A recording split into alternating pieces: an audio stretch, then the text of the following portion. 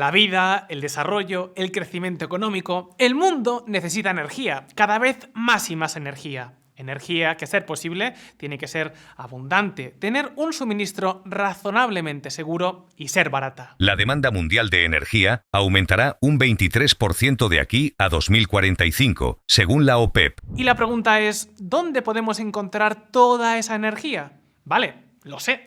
En los últimos años hemos visto cómo las energías renovables han experimentado una enorme revolución.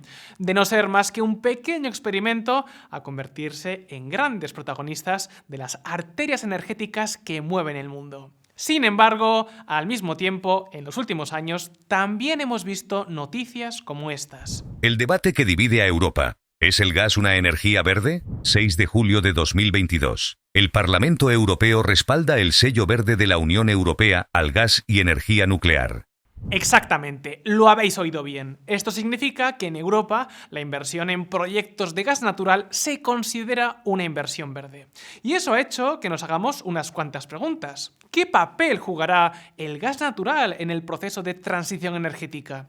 ¿No se supone que estamos abandonando los combustibles fósiles? Queridos amigos, amigas, bienvenidos a Si lo hubiera sabido. Arranquemos.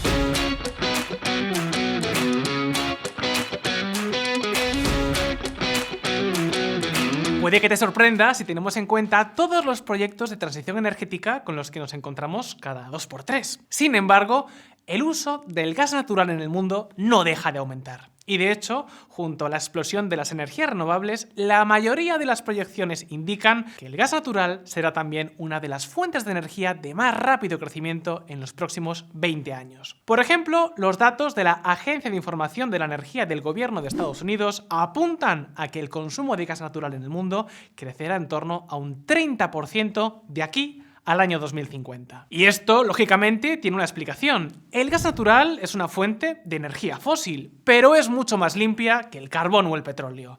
Hablamos de un tipo de energía relativamente económica que además ayuda a superar una de las grandes desventajas que hoy por hoy tienen las energías renovables: su intermitencia. Lógicamente, por la noche, las plantas de energía solar no funcionan. Y lo mismo ocurre con las plantas eólicas cuando no hace viento. Y ahí es donde el gas natural juega un papel muy importante. Es un tipo de energía razonablemente limpia que se puede encender y apagar a nuestro antojo. El gas se puede utilizar no solo para reemplazar el carbón para la generación de energía, sino también para proporcionar combustible para la producción de hidrógeno azul, y como una fuente esencial de flexibilidad, ya que las redes eléctricas incorporan cantidades cada vez más grandes de generación renovable intermitente. Pero sobre todo es una alternativa muy clara al carbón. Por ejemplo, en los últimos años, muchas plantas de generación eléctrica con carbón se han reconvertido para usar gas natural, lo que ha hecho que sus emisiones se reduzcan más de un 50%. Y la cuestión es que, sobre todo, hay dos países en el mundo que utilizan muchísimo carbón. Estoy hablando de China y de la India. Y ya no se trata solo de que esto tarde o temprano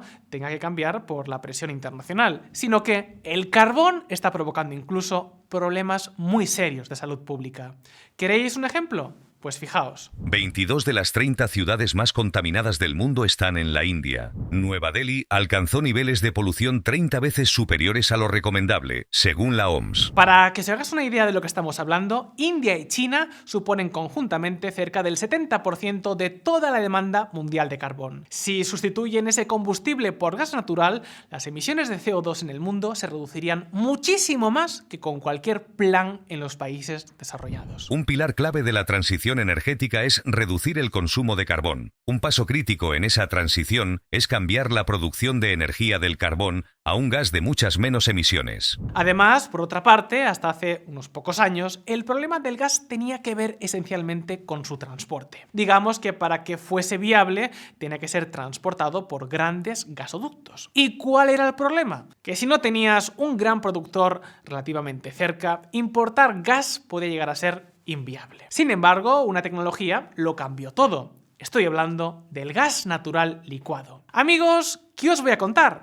Seguro que todos lo habéis escuchado alguna vez. Ahora es cada vez más habitual que el gas se convierta en estado líquido, lo que permite transportarlo en grandes buques metaneros y luego, una vez llegado a destino, se vuelve a convertir en gas. Esto está teniendo dos grandes ventajas. Por un lado, permite que cualquier país pueda comprar gas procedente de prácticamente cualquier lugar del mundo. Por otro, está haciendo que los viejos mercados regionales de gas se conviertan en todo un mercado mundial, lo que puede hacer mucho más rentable muchas nuevas inversiones. Sin ir más lejos, Europa ha sido un buen ejemplo de lo que esto puede suponer y de por qué el gas puede ser tan importante.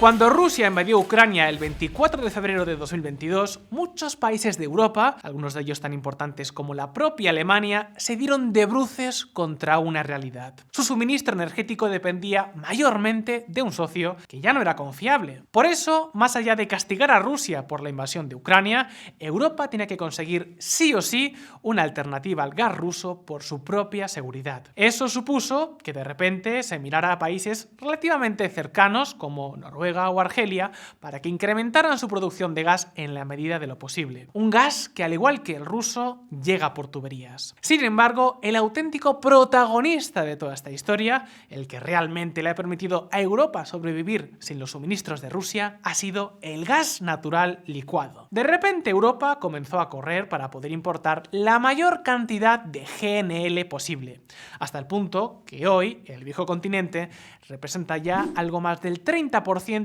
de toda la demanda mundial. Hasta ahora, los suministros han llegado principalmente desde Estados Unidos. La cuestión es que esta creciente demanda de Europa coincidió con un momento en el que China estaba reduciendo sus compras y con un invierno relativamente suave a finales del 2022. Pero amigos, eso ahora ha cambiado. La industria mundial del gas natural licuado está trabajando prácticamente al 100% de su capacidad. Esto significa que cualquier traspié podría tener serias consecuencias. Es decir, podemos pensar que la crisis del gas ha pasado, pero eso no es del todo así.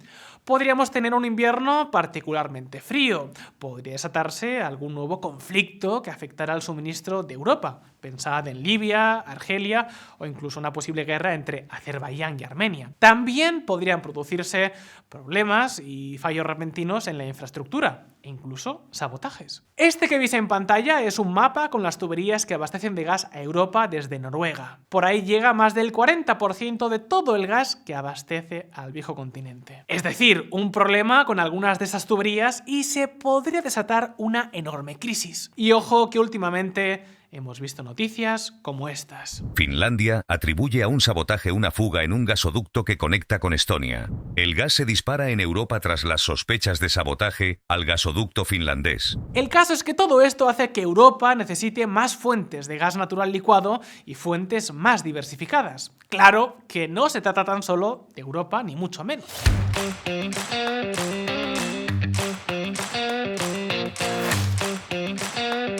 Sí, lo habéis oído bien. El mundo devora cada vez más gas. De hecho, antes veíamos cómo el gobierno de Estados Unidos estima que el consumo de gas natural crecerá cerca de un 30% hasta el año 2050. Sin embargo, cuando hablamos particularmente de gas natural licuado, entonces se espera que la demanda crezca mucho más. Amigos, el consumo mundial de GNL se ha disparado un 200% desde el año 2000. Y de aquí al 2040 se espera que crezca un 75% más. Sí, el consumo de energía renovable no para de crecer y cada vez tendrá un peso mayor en el mix energético. Sin embargo, la demanda de energía es tan grande y sigue creciendo tanto que por sí mismas, hoy por hoy, no son suficientes. El crecimiento económico, el crecimiento demográfico y la necesidad de reducir el uso del carbón hacen que el GNL sea indispensable. Y no solo hablamos de Europa. Un gigante como la India está construyendo enormes instalaciones de regasificación para poder importar muchísimo más GNL y sustituir parte del carbón que usan para producir electricidad. Y con China ocurre 3/4 partes de lo mismo.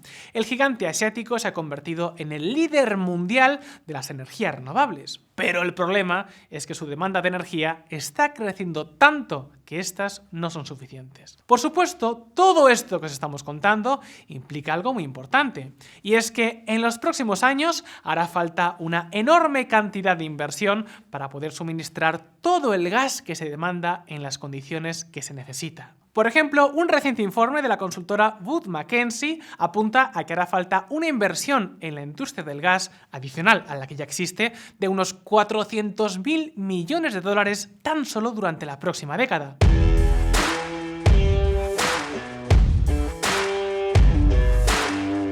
De momento, países como Estados Unidos o Qatar ya están llevando a cabo inversiones multimillonarias para poder abastecer todo este creciente apetito mundial. Pero aquí destaca también una nueva tecnología que puede jugar un papel clave en los próximos años: el gas natural licuado en alta mar. En los últimos años, el desarrollo tecnológico ha hecho rentable poder extraer gas de yacimientos situados en alta mar, liquefactarlo en la propia plataforma de extracción y luego traspasarlo a los grandes barcos metaneros que lo transportan por el mundo. Ojo, porque esto puede ser muy interesante.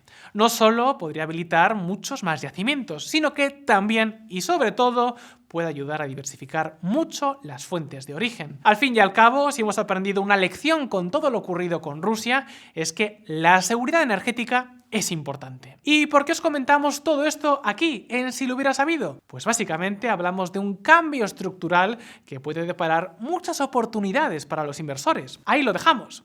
Ahora, llegados hasta aquí, la pregunta es para ti. ¿Sabías que el gas natural jugaba un papel tan relevante en el proceso de transición energética? Déjanos tus impresiones en los comentarios y abramos debate. Ahora, si este vídeo te ha resultado interesante, no olvides darle al botón de like y si aún no te has suscrito a Si lo hubiera sabido, hazlo ahora. Muchas gracias por estar ahí. Un saludo y hasta la próxima.